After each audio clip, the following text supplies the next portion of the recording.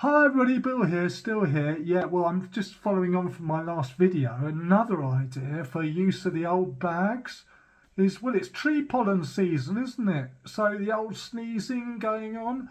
Well, don't sneeze. You can use one of these and just let it all flow. I'm patenting this idea. It's fantastic. Fantastic. Anyway, how you doing? I thought I'd give you an update because it's been a little while and well, happy Easter, first of all. It's Monday today. I had a lovely Easter. Yesterday I was down at my daughter's and my son-in-law Richard gave us a fantastic meal and I had lots of playtime with the grandkids, of course. But I have to say, the night before was a terrible one. I was feeling awful. It's just, I don't know, it's so up and down, this thing. The toileting, it really is. It's just, when I think it's all going a lot better, suddenly it's not, and I have a sort of a relapse, really. I mean, basically, I was working it out. I mean, I am going to the loo, I have been going to the loo, about up to 100 times a week. Can you imagine that? 100 times a week. You know, if you're averaging around 15 times a day, you know, you're getting up to that level. And the toll it's taking on my poor bum is just ridiculous. And I've got to say, I mean, the ointment that is supposed to be curing the anal fissure, I think is working. It definitely felt like it was getting a lot better. I wasn't getting that same burning sensation, and that was a lot better. But I had a really bad night on Saturday night, and I don't know why, but it was awful. I was up and down all night long, and midway through the night, suddenly the burning came back, and I thought, oh no, it's like I'm back to square one again. Maybe the fissure that was healing is now breaking again, and it was quite depressing actually. I just sat there on my favourite seat, just feeling thoroughly miserable. And well, thankfully today's been a better day, and my saviour again is loperamide. I'm relying on it so much now. I'm taking up to 8 tablets a day, which is the maximum dose, and that is keeping things under control. And I've got to do it. I really have. There's a fine balance though between, you don't want to get constipated, do you? But Jackie, the colorectal nurse, said that loperamide doesn't actually constipate you, because constipation is when your poo's hard. It's not about that. It just slows down the bowel movements, like the process through the bowels, so you don't go to the toilet so often. And so the important thing is to take lots of water, drink lots of water, and I think that may have been what my problem was before Saturday night, because I didn't have a lot to drink during the daytime, and I did have a few less loperamides than I normally did. And I was getting ideas above my station, thinking I was better than I actually was. I've got to stick to the loperamide regime. I really have. Funny, when I'm on the toilet though, one good thing is Sudoku and crosswords are getting really good, because I have a lot of time to practice them, and I'll sit there on the toilet doing that. Hey, there's a very good chance that if I respond to you on the vlog comments, that I'm doing it from the toilet, because I've got plenty of time on my hands to do that, and I'm thinking, well, I might as well send a few replies now. So if that puts you off commenting, I don't blame you. It's not a very nice thought. One of the things that I've discovered is that when I go, there's no such thing as a quick poo. There is no such thing as that. When you think you might have finished, there's always more. It's like the old comedian Jimmy Cricket. Come here, there's more. This goes through my head when I'm on the loo.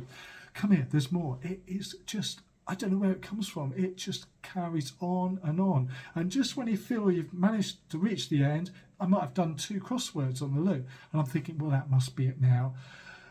It's not. So I've started this exercise regime.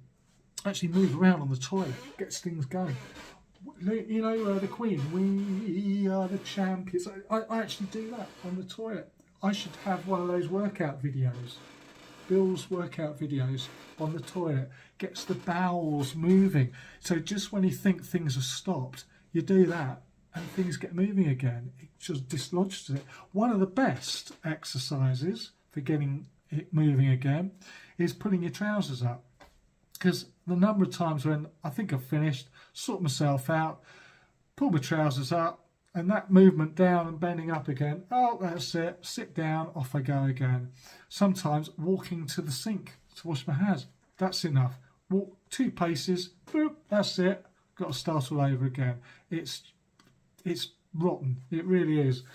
But yeah, up to 100 times a week. Can you imagine how much we're getting through the toilet rolls?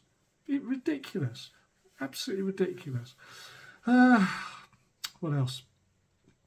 Oh yeah, that's right. I have discovered at night times in particular, when I'm having a good night, and I have had good nights. Last night, for example, was a good night.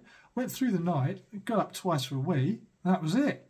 And if I'm really careful, if I creep, try not to wake up my bum, I think I can keep it asleep, and I can almost fool it into thinking that I'm just sort of still sleeping, but I'm actually creeping out for a wee. And if I'm very gentle, I can creep back into bed without waking it up. It works. Sometimes I really do feel I'm fooling my own bottom by not letting it know that I've actually woken up in the night. Well, I've stopped fibre pretty much, vegetables, because we are looking at the diet now, thinking what could it be that's triggering the bad times.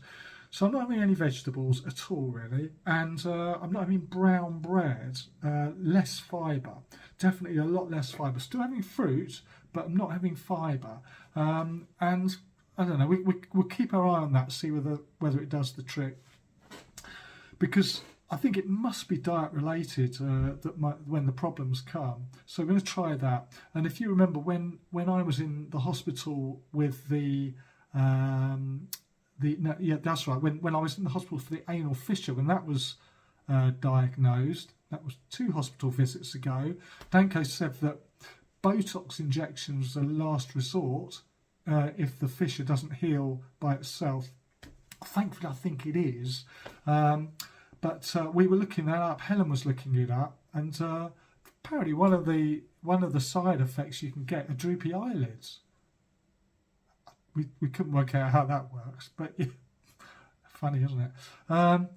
One thing, oh yes, a rash. I don't know if you can see it. I hold it up to the camera, but on that wrist, I'm getting a bit of a rash. Not on those knuckles there, a red rash, which is a bit worrying. My hands are a bit dry anyway today. I've been doing a bit of decorating actually, but my hands are dry.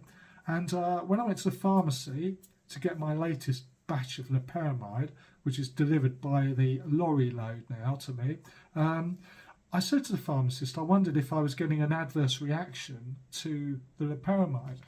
And he said no, he doesn't think that is the case. He thinks it's probably because I'm washing my hands so often going to the loo. That's what's causing the dryness and the rash. But it's just a bit odd because it's only on one hand, not on the other one. So I don't know what that's all about. I'll keep my eye on that. So that's it. Yeah, still very much up and down. Yeah, thoroughly depressed. If I'd done this vlog yesterday morning, it would have been very different because I was feeling so rough, so bad, so tired and so in pain after such a bad night. I didn't think I was going to be able to go to my daughter's, but I soldiered through. We did go and we had a really nice time, so I'm glad I went. But yeah, much better night last night, and it's just so up and down. I don't know what it is. Anyway, that's it. Oh, good news. You'll probably notice I'm absolutely clean shaven. Very nicely clean shaven. Got myself a new electric razor. Yes, it's top of the range. Very pleased with that. And how do you cancel a patent?